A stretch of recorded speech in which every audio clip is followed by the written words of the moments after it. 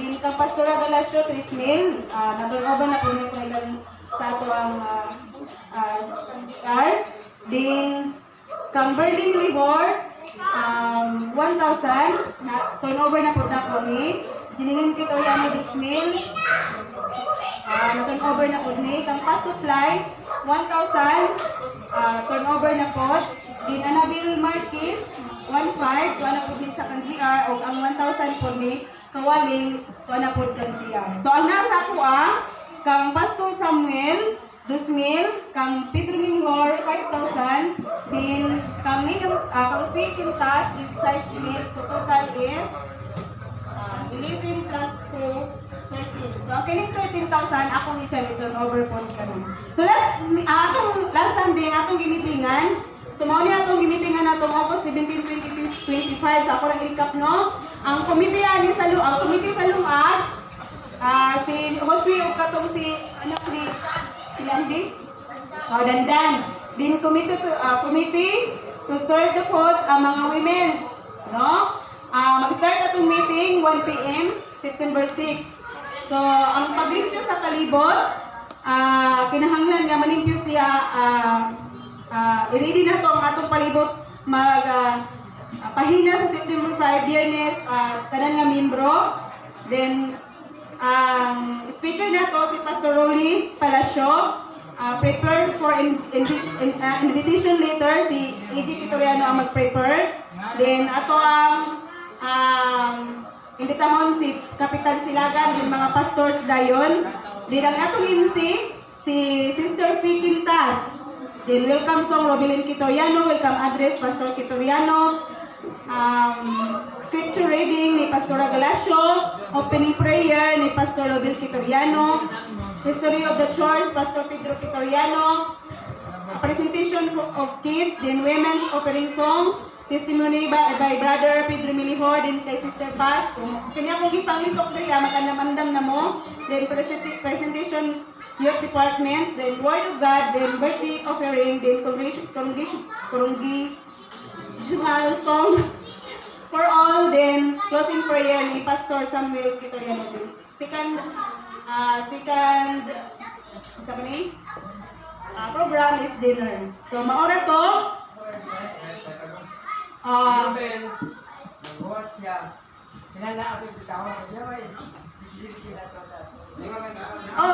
okay naman. Mga pastors dali na may invitation. Maura to nga kuan ang next nga magdala sunod Domingo kaya lapitan ikaw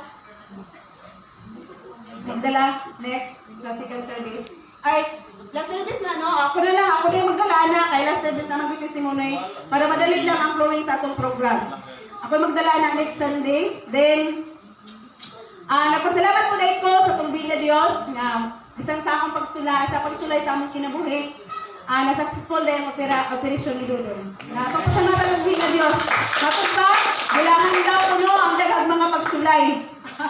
Dito, walahan kay despite sa mga kalisod sa pangwarta, sa pamanagiha, sa kanang sa iyang pagkopera kay Gagi na sa dialysis, pero Gagi man sa tabang nga mga panahon, pero kalawin sa Diyos, natabang manggod siya kay wala na pansin ba, ngayang distros, niya kay ginamit din siya gikan alas 12 sa okto. Niya alaw na sa kadlawang dioperahan. Niya wala naman tayo na okay ang dextrose. Niya sa diha sa nagsilig opera, wala naman tayo ang dextrose, wala nagtulog-tulog. So nagkurong siya nag-seizure. So kaluya sa Ginoo. Na okay naman gyapon. So sa sila maupat nga gioperahan, siya gyud pinakaluya. Kay naop man lagi ang dextrose. Kay wala ba dito makatabang unta. Pero tay uhawa. Sige po siya pangayo. Sir, wala pa sir ha, kay magkanas ko sa doktor. Wala na yun na, nibay yun din sa tanang tubig. Di, pati yung malahan yung diriya. So, pero salamat sa atong nga Diyos kay okay naman yun ang ihang pagkupira niya. Natagbo po ang among panginahanglan. Bisan to sa kalisod, bisan to, hindi na po pangitaw sa ibayad, pero natagbo na yun gihapon.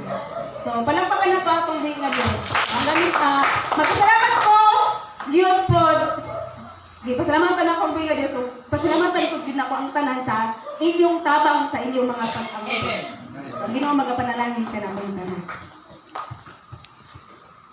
Kaya manilog ka para magpusahay sa usa. Sabi doon kay I love you. Ate Jason lang, no?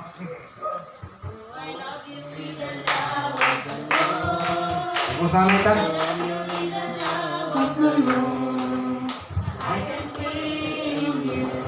Glory of my King. Yes, I love you with the Lamb of God.